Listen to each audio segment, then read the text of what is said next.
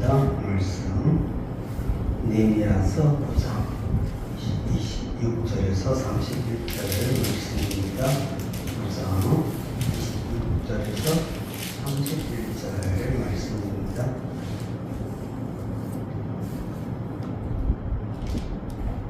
제가 읽어드립니다. 저희가 오히려 순종치 아니하고 주를 거역하며 주의 율법을 등 뒤에 두고 주께로 돌아오기를 권면하는 선지자들을 죽여 크게 설만하게 행하였나이다. 그러므로 주께서 그 대적의 손에 붙이사 곤고를 당하게 하시며 저희가 환난을 당하여 주께 부르짖을 때 주께서 하늘에서 들으시고 크게 긍휼을 바라사 구원자들을 주어 대적의 손에서 구원하셨거늘 저희가 평강을 얻은 후에 다시 주 앞에서 악을 행함으로 주께서 그 대적의 손에 버려두사 대적에게 제어를 받게 하시다가 저희가 돌이켜서 주께 부르짖으며 주께서 하늘에서 들으시고 여러 번 긍휼을 발하사 건져내시고 다시 주의 율법을 복종하게 하시려고 경계하셨으나 저희가 교만히 행하여 사람이 준행하면 그 가운데서 삶을 얻는 주의 계명을 듣지 아니하며 주의 규례를 범하며 고집하는 어깨를 내어밀어 목을 굳게 하여 듣지 아니하였나이다. 그러나 주께서 여러 해 동안 용서하시고 또 선지자로 말미암아 주의 신으로 저희를 경계하시되 저희가 듣지 아니하므로 열방 사람의 손에 붙이시고도 주의 긍휼이 크심으로 저희를 아주 멸하지 아니하시며 버리지도 아니하셨사오니 주는 위로우시고 긍휼히 여기시는 하나님이시니이다.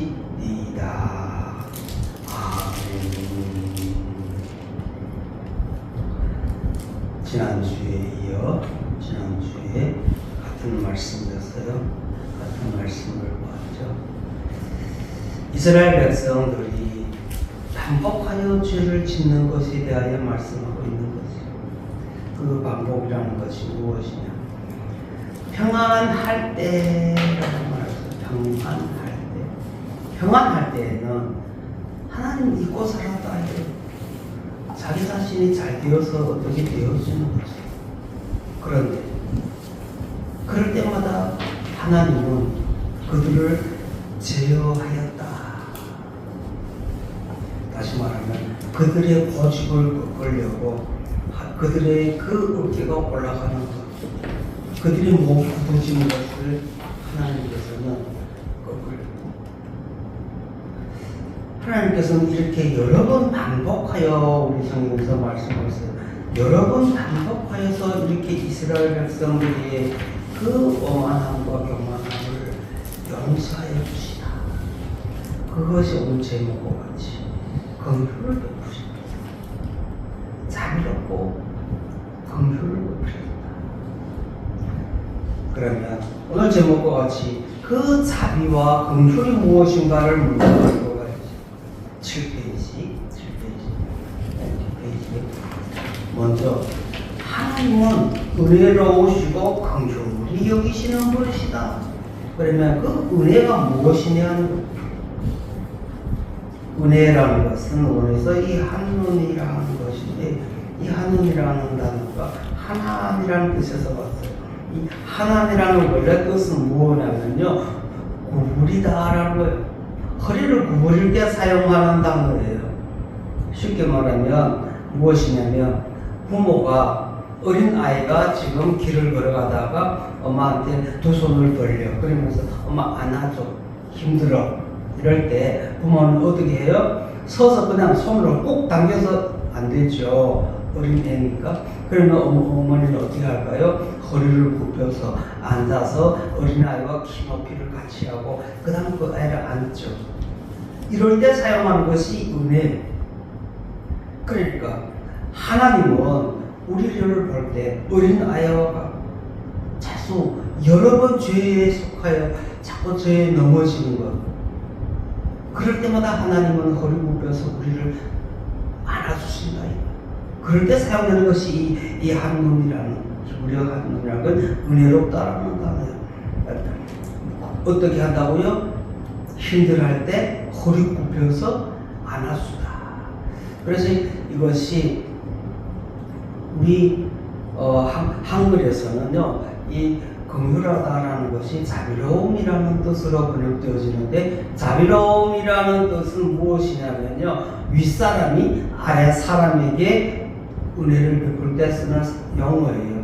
아랫사람이 아무리 광기를 부리고 어떻다 할지라도 위에 사람은 그 모든 것에 대하여 용서하고 받아줄 때 쓰는 단어예요. 그러니까 우리는 하나님에 대해서 은혜의 하나님이라고 할 때 그냥 은혜가 무엇인지를 바르게 알아야 될 거 아니에요. 그랬을 때만이 하나님의 그 진정한 은혜에 대해서 우리는 뭘 받을 수 있어요? 깨달음을 받을 수 있죠. 감동을 받을 수 있다 이거예요. 왜? 알아야 감동을 받지. 모르면 감동을 어떻게 받아요? 그리고 두 번째, 긍휼히 여기시다.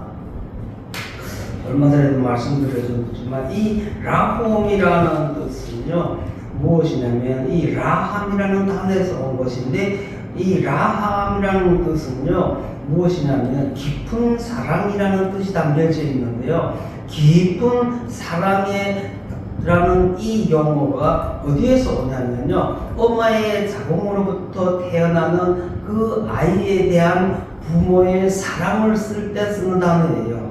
긍휼하심이라는 것.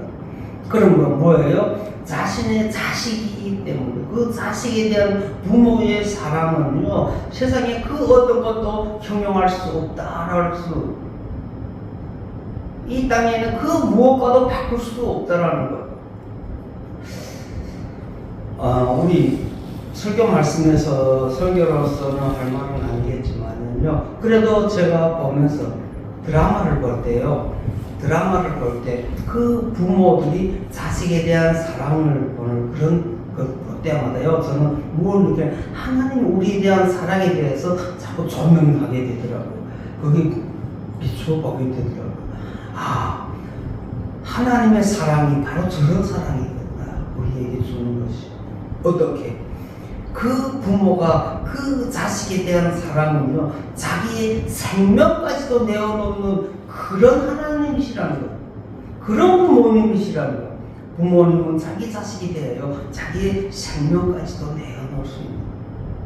그런데 또 보다 보면 어떤 드라마 보면 매운망덕한 자식들은요, 부모들의 그 사랑에 대하여 깨닫지 못하고 또 어떻게 합니까? 매운망덕하게 부모를 또 배신할 때가 있어. 하지만 부모들은요, 자식이 배신한다 할지라도 끝까지 품어주시는 하나님이라는 사실, 그 하나님께서 끝까지 자식들이 어떻게 할지라도 끝까지 그 사랑하시는 그 부모들의 그 사랑이 담겨져 있는 그 드라마를 볼 때는 참, 우리 하나님께서도 저희들을 볼 때 정말로 저런 사랑으로 하지 아니하느냐. 그럴 때 사용하는 것이 바로 긍휼이에요. 오늘 전같이 은혜로우시고 긍휼히 여기신 하나님이시다. 그러니까 은혜로우시다. 하나님은 자비 하나님이시다. 끝까지 우리들이 어린아이와 함께 가다가, 어린아이의 길에 가다가 넘어지면 무릎 까지고 또 울고 할 때 부모는 끝까지 그 자식에 대해서 안아주고 다듬어주고, 울지 말라, 괜찮다, 울지 말라, 괜찮다.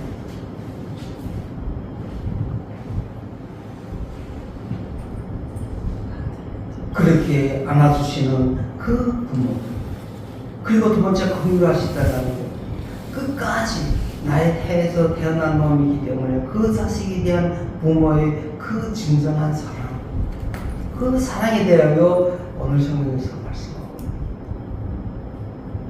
이스라엘 백성들이 범죄할 때마다 하나님께서 그들을 징계하십니다. 그런데 그 징계로 끝나는 것이 아니라 그들로 하여금 회개하게 하여 줍니다. 그리고 하나님께서는 그들이 다시 부르시어요. 잘못했습니다. 잘못하였습니다. 그럴 때마다 하나님께서는 오늘 성경에서 말씀 여러 번, 한두 번도 아니다 이거예요. 근데 우리 성경에서 여러 번이라는 것이 형용사로 쓰여질 때는요, 그 여러 번이라는 그 여러 번 알아준다라는 뜻 가운데 형용사로 사용되는 뭐냐면요, 그 사랑이 크고 넓고 그 모든 것을 품어줄 수 있는 아량이 있다 이거예요. 부모로서 자식에 대한 것에 대한 어떤 기준과 가치가 없어. 네가 내 말 잘 들어야만 내가 너를 긍휼히 여긴다? 아니에요. 부모는요, 무조건적인 사랑이라는 이 사실. 하나님께서 이렇게 오늘 본문에서 말씀하고 있어요. 하나님의 명령과 하나님께서 준비하여 놓고 결정하여 놓은 것에 대하여 하나님의 백성된 자들은요, 그 하나님의 말씀에 대하여 첫째, 인정이 되어져야 된다. 6페이지 맨 위에 인정이 되어져야 된다는 첫째. 그것을 우리는 아멘이라고 해요. 그리고 두 번째는요, 그 하나님의 뜻을 받아들여질 준비가 되어야 돼요. 말씀이 받아지는 준비가 안 된 자에게는요, 100번 말해도요, 그 말씀이 밖으로 흘러나가게 되어 있어요. 그리고 그것이 우리의 삶의 기준이라는 것을 알아야 돼요. 하나님의 말씀이 우리의 삶의 기준이다. 그래서 우리 성경에서 계명과 규례라는 용어를 쓰죠. 앞부분에서 말씀드렸죠. 계명이라는 것은 뭐라고요? 우리 쉽게 말하면 하나님의 명령이라는 거예요. 그리고 규례라는 건 뭐예요? 규례라는 것은요, 하나님 판단하시는 것이라고 하는 것인데, 그 판단이라는 것을 우리는 결정이다. 하나님께서 지금 그것을 결정해 놓고 하나님께서 이렇게 하겠다라고 하나님의 뜻을 가지고 있는 그 뜻대로 우리를 인도하시는 것을 하나님의 계명과 하나님의 규례라고 말하는 것입니다. 우리는 입으로만 되어지는 하나님의 계명과 하나님의 규례라는 그런 형식적인 하나님 앞에 믿습니다. 아멘. 이런 것보다도요, 진정 하나님의 명령이, 하나님께서 우리들에게 주시는 명령이라는 사실, 그냥 그것은 우리에게 야, 할 때 해, 말 들어, 이렇게까지만 되어지는 것이 아니라 우리의 삶의 무엇이요? 양과 질이 달라지게 만드는 것이에요. 그리고 규례라고 하겠죠. 하나님께서 결정해놨어. 너희는 이렇게 하면 되는 것이다. 그런데 이스라엘은 하나님께서 주시는 그 규례와 계명에 대해서 뭘 합니까? 자꾸 놓쳐요. 왜 놓칠까요? 하나님께서 배불리 먹여주니까 그것이 끝인 줄 알아요. 그 평안하니까 하나님을 배신하려고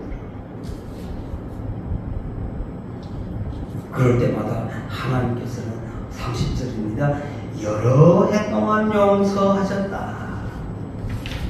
우리 성경에서 여러 해 동안 용서하셨다라고 썼어요. 이 용서라는 단어가 하나님께서 우리에게 용서로 끝나는 것이 아니라, 이 마사크라는 뜻은요, 실질적으로는요, 용서라기보다도요, 우리를 인도하였다라는 뜻 더 가까워요. 우리를 이끌고 가시는 분이시다라는 거예요. 그러므로 하나님 오늘 30절이면 여러 해 동안 우리를 인도하여 주었다. 여러 해, 얼마 동안이요? 40년 동안. 더욱 나아가 400년 동안. 예레미야가 주전 440년 전에 이 기록하였을 때, 이 때까지를 느헤미야는 쭉 보고 있어요. 애굽 땅에서부터 하나님께서 그들을 용서하셨다는 이 마사크, 그들을 이끌어내셨다. 용서한 것이 아니라 그들을 이끌어내셨다. 애굽 땅에서부터 이끌어내시고 가나안 땅에서도 그냥 머물러 있는 상태에 있는 것이 아니라 그들을 40년 동안이나 그들을 이끌고 다니신 그 여호와 하나님을 말씀해 주는 것이에요. 이 자리에 앉으신 우리 여러분들도 마찬가지.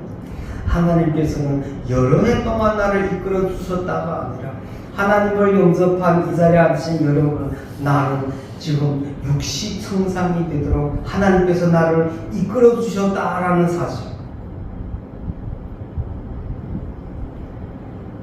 주어 6페이지 맨 밑에 보면요, 이 마사크에 대해서 성경에서 어떻게 쓰고 있냐라는 걸 볼 수 있어요. 호시아서 11장 4절에 이렇게 말씀하고 있어요. 내가 사람의 줄 곧 사랑의 줄로 저희를 이끌었고, 무엇으로요? 사람의 줄 곧 사랑의 줄이다. 하나님께서는 그 사랑의 줄로 저희들을 이끌어 오셨다라고 말씀하고 있어요. 그리고 예레미야서 31장 3절에서는 나 여호와가 옛적에 이스라엘에게 나타나 이르기를 내가 모공한 사랑으로 너를 사랑하는 거로 인자함으로 너를 뭐한다고요? 인도하셨다. 하나님께서 오늘 30절 말씀한 것처럼 여러 해 동안 용서하신 것이 아니라 여러 해 동안 그들이 그렇게 계속 반역하고 패역하면서도 불구하고 하나님께서는 그들을 끝까지 놓지 아니하시는 하나님이심을 말씀해 주고 있는 것이. 그리고 시편 36편 10절에 주를 아는 자에게 주의 인자하심을 뭐한다고요? 계속하신다. 맨 위에 7페이지 맨 위에 인자하심을 계속하신다. 그러니까 하나님의 그 여러 해 동안 용서하였다는 이 마사크가 어떻게 쓰여질까요? 그들을 끝까지 이끌어주시는 거, 지속적으로 이끌어주고 끌다가 힘들고 확 나버리고 이런 것이 아니라 하나님의 사랑은요 끝까지 오셨다라는 걸 말씀해 주고 있습니다. 그러면서 31절에서 느헤미야는 이렇게 말씀하고 있어요. 주의 긍휼이 크심으로 저희를 아주 멸하지 아니하시며 버리지도 아니하셨습니다. 내가 너를 버리지도 아니하리라. 하나님께서는 이렇게 긍휼이 크심으로 저희를 아주 멸하지 아니하였다. 아주 멸하지 아니하였다는 것은요, 하라라는 것은요 원래 뜻대로 하면요 종말이라는 뜻이에요. 종결, 끝내버린다 이거예요. 너희들과 한 약속에 대해서 나는 시행 못하겠다. 너희들이 하는 행동을 보니까 이제는 아니야. 끝! 이렇게 딱 잘라버리는 것이 아니라 하나님은 그 은혜와 긍휼이 많으신 분이시기 때문에 무엇이라고 말씀하고 있어요? 31절에 주거에 보면 제가 괄호치고 보다 왜냐하면이라는 단어를 써요. 우리 보는 성경에서는 왜냐하면이라는 단어를 써요. 하나님은 멸망시키지 아니하시고 버리시 아니하신 이유를 대하여 말씀하고 있어요. 왜 그렇게 됐냐? 왜 그렇게 하시냐면 주님은 은혜로우시고 긍휼히 여기시는 분이시기 때문이다. 이스라엘 백성들이 범죄할 때 하나님께서 그들을 징계했을 뿐만 아니라 그들이 회개하고 하나님께 다시 부르셨을 때는요 그들을 구원해 주시는데 여러 번 구원해 주셨다. 반복적으로 지속적으로 그들을 이끌어 주셨다라는 단어. 2026년도 소망의 교회를 향하신 하나님의 그 계획하심이 주님 오늘 성경에 말씀하고 있어요. 31절에 주의 긍휼이 크심으로 저희를 아주 멸하지 아니하시고 버리지도 아니하셨던 이스라엘 백성들을 버리지 아니하셨던 그 하나님께서 2026년도 소망의 교회와 함께하여 주시사 이 교회를 통하여서 하나님이 홀로 영광 받으십시오.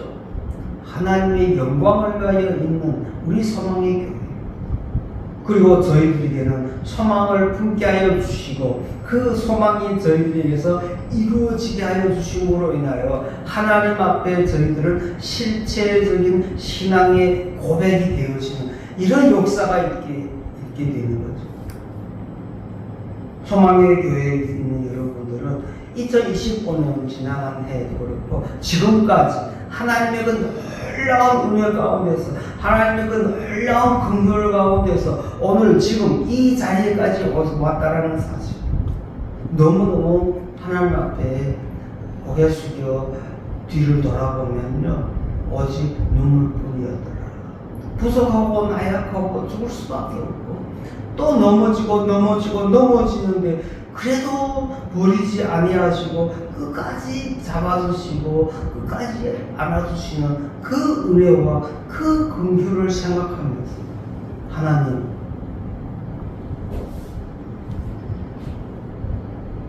그것을 창세기 28장 15절에 봐요. 부분에 뭐라고 썼냐면 내가 너와 함께 있어 내가 어디로 가든지 너를 지키며 너를 이끌어 이 땅으로 돌아오게 할지라.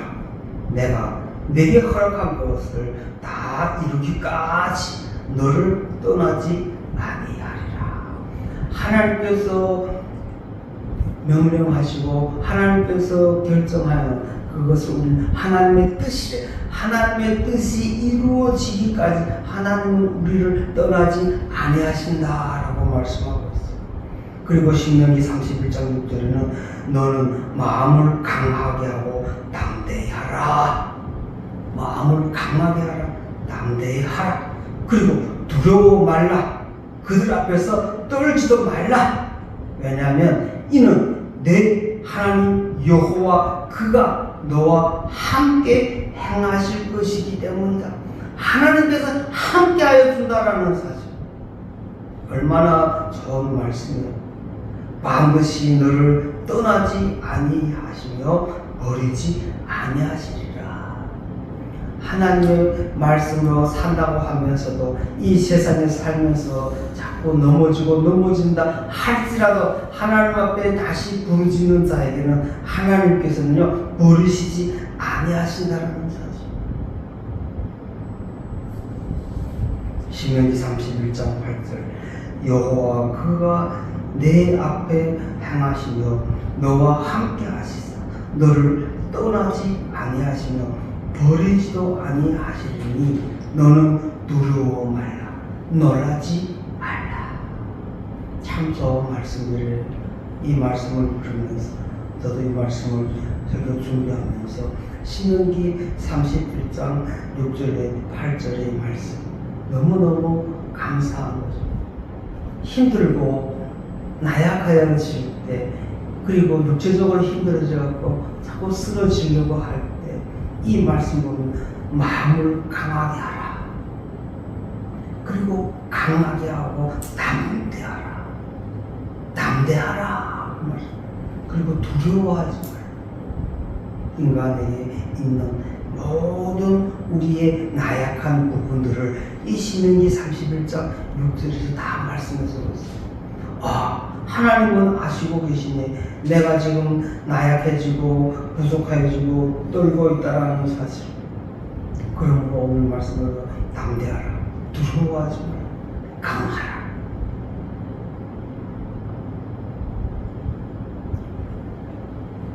교회 수리가 마무리 안 되어서 저도 마음이 조급해지는 것이 있었어요. 엄청 조급했어요. 그런데 그 조급함 가지고 해결되는 건 아니더라고요. 해결되는 건 아니더라고요.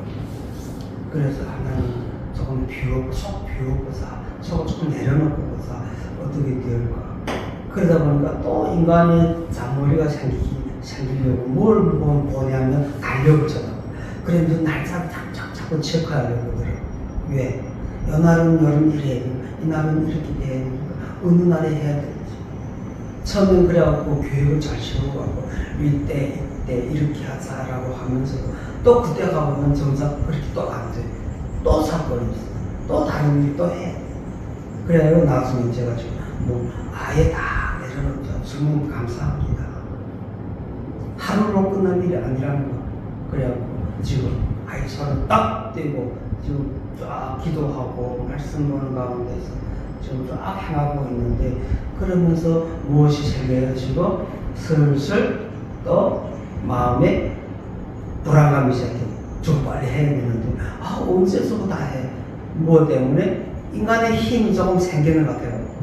아프니까 내를 놓는다고 하다가도요, 또 밥 먹고 힘이 나고 눈이 번쩍번쩍 띄어지니까 이제 또 뭐 하려고요? 또 으쌰으쌰 하려고. 하지만 이번에는 주님 진짜 하나님의 결정하신 것과 하나님이 말씀하시는 대로 그대로 따라가게 하여 주시옵소서. 이제 하고자 하는 나머지 일들에 대해서 당신이 주장하신 대로 할 겁니다. 마음을 비우기로 했어. 마음을 비우기로 했어. 마음을 너무 비워버리면 애나 될 대로 되라 하고 그냥 내어놓는 것 같겠지만요, 저는 그런 정도까지는 아니에요. 제 성격상으로 봐도 저는 그렇게까지 내려보거나, 그래도 옛날에처럼 그냥 까딱지 딱딱 각이 틀려도 안 되고 이랬던 스타일이 좀 많이 죽어졌어. 삐뚤어지면 삐뚤어진 대로, 때 묻으면 때 묻은 대로. 그래, 그렇게 살지. 너그러워진 건 아니고 마음에 무엇이 없어졌어요? 힘이 없어지니까. 힘이 없으니까, 구체적인 힘이 없으니까 마음이 느려지더라고요. 오늘 말씀과 같이 이스라엘 백성들을 버리시지 아니하시는 그 하나님, 멸망하게도 아니하시는 그 하나님, 오직 그 자비와 긍휼만을 베푸시는 그 하나님의 뜻대로 살아간다고 할 때 하나님께서 무엇을 하신다고요? 오늘 말씀은 내가 너를 버리지도 아니하시리라. 하나님의 버리심을 당하였다고 생각해 본 적은 없어요. 그리고 그 버림을 받은 적도 없어요. 그러면 그걸 거꾸로 말하면 우리의 자리에 있는 여러분들은요, 하나님을 배신한 적이 없다 이거. 하지만 이 땅에 살아가면서 무엇이기 때문에? 인간이기 때문에 인격이 있어요. 그러므로 인해서 우리 신약에서 말하듯이 하마르티아, 어떻게 화살이 빗나가다는 잘못을 저지를 수는 있어요. 왜? 모르니까. 그리고 불씨, 성격이 콕 나올 때 어쩌면 방법 없잖아요. 하지만 그래도 나 자신에 대해서 빨리 그것에 대해서 반성할 줄 알고, 그것을 회복할 줄 알고, 그것에 대해서 뉘우칠 줄 알고, 이런 자들이 되었을 때 또다시 하나님의 그 은혜와 하나님의 그 긍휼이 뭐가 되어져요? 다시 느껴지잖아요. 그러면 참회의 마음이 오는 거야. 마음으로 울컥, 그래, 하나님은 그래도 우리를 버리시지 아니하였다. 끝까지 우리를 잡아주고 있지 않냐. 그 하나님의 그 성격을 보면서, 하나님의 그 성격을 느헤미야 기록한 이 느헤미야, 예레미야, 느헤미야서를 보면서 하나님의 그 긍휼화 가운데 있는 우리들이 얼마나 행복한지, 우리들이 얼마나 행복한지, 교만하고 하나님을 배역하고 하나님을 배역하던 이스라엘 백성들에게도 끝까지 함께하여 주시던 그 하나님이 오늘 이 2026년이라는 소망의 이 교회에 하나님께서 비전을 주시고 그 비전을 이루시기 위하여 그 비전으로 갈 수 있게끔 하나님께서 우리에게다가 명령이라고 하면 자꾸 뭐가 들어오냐면요, 억압이 되어진 것처럼 느끼죠. 근데 실제로는 그 명령이라기보다도 하나님의 인도라고 하면 여러분들도 받아들일 수 있잖아요. 뭐라고요? 하나님의 명령인데 하나님, 야 이걸 이렇게 해. 근데 억압으로 명령하는 것이 아니라 그렇게 하는 것이 너희들의 삶이며 그렇게 사는 것이 너희들의 살아가는 길이다. 그래서 앞부분에서 말씀하고 있죠. 앞부분의 19절, 29절에 이렇게 말씀하고 있잖아요. 사람이 준행하면 그 가운데에서 삶을 얻는 길이 4페이지에 우리 29절에서 뭐라고요? 중간에 저희가 교만히 행하여 여기서부터 사람이 준행하면 그 가운데서 뭐 한다고요? 삶을 얻는다라는 거예요. 하나님의 명령과 가르침에 대하여 그것이 억압이라고 생각하는 것이 아니라 우리가 준행할 것이다라는 것을 우리가 지켜야 할 것이요. 그거는 우리가 지켜야 될 것인데 하나님의 억압으로 시켜갖고 하기 싫은 걸 하는 것이 아니다 이거예요. 무엇이라고요? 그걸 우리는 진리라고 해요. 진리라고 말씀합니다. 나중에 말씀드려줄 건데 이 후에 말씀드리는데 시편에 이런 말씀이 있어요. 하나님의 진리와 하나님의 의라는 말씀이 있어요. 하나님의 진리는 어디에서 온다? 하나님의 의는 어디에서 온다? 그러면 우리는 항상 진리와 의에 대해서 뭘 하냐면요, 하나로 만들어. 진리가 의고 의가 진리라고 해. 그러면서 그것이 하나로 하나님께서 저희들에게 베푸는 것이다. 그런데 재밌는 것이 있어요. 또 숙제와 마찬가지로 풀어봐야 될 것이죠. 성경이 이렇게 말씀하게 원어에서는 진리는 어디에서 나온다? 진리는 땅에서 나온다. 그리고 하나님의 의는 어디에서 온다? 하늘에서 온다. 이런 말씀은 풀어도 못 본 것들이죠. 원어에서로 되어지고 아직까지 거기에 대해서 깊이 있는 설명 안 해도 돼요. 나중에 그것에 대해서 시간 내면 풀어줄 건데 왜 진리는 땅에서 오냐? 왜 의는 하늘에서 오냐? 그러니까 진리는 땅에서 나오고 의는 하늘에서 온다라는 거. 바로 그런 것이에요. 이런 것에 대해서 바르게 이해되어졌을 때만 진정한 하나님의 그 긍휼이 저희들이 삶에 어떻게 적용되어지는지에 대해서 바르게 알 수 있다 이거예요. 그 말씀을 마칩니다. 31절 마지막 말씀으로 은혜로우시고 긍휼히 여기시는 그 하나님이기 때문이시다. 이스라엘 백성들이 영원히 버림을 받지도 아니하고 멸망을 당하지도 아니하고 오직 하나님의 그 자비와 긍휼 때문에 지금도 살아가고 있어요. 소망의 교회에 속한 우리들도 마찬가지. 아주 버리시지도 아니하시고 끝까지 함께하여 주시는 하나님이라는 사실. 2026년도 하나님께서 저희들을 함께하여 주시사 그 은혜와 긍휼 가운데 살게 하여 주시옵소서. 그런 은혜를 들어줄 믿습니다. 기도합니다. 고맙고 고마우신 사랑의 하나님 아버지, 이스라엘 백성들이 범죄할 때 하나님께서 징계하시고 그들이 회개하고 하나님께 부르실 때 구원해 주시는 일을 여러 번 반복하였습니다. 그에 비하면 하나님께서 이스라엘 백성들을 멸하지 아니하고 버리지 아니하고 끝까지 긍휼을 베풀어 주신 것이다 하여 감사함을 기록하였습니다. 소망의 교회 2026년도 오늘의 말씀과 같이 하나님의 그 은혜와 긍휼 가운데 2026년도를 달려갈 수 있도록 주님 축복하여 주시옵소서. 모든 것 우리 주 예수 그리스도의 이름 받들어 감사 기도드리옵나이다.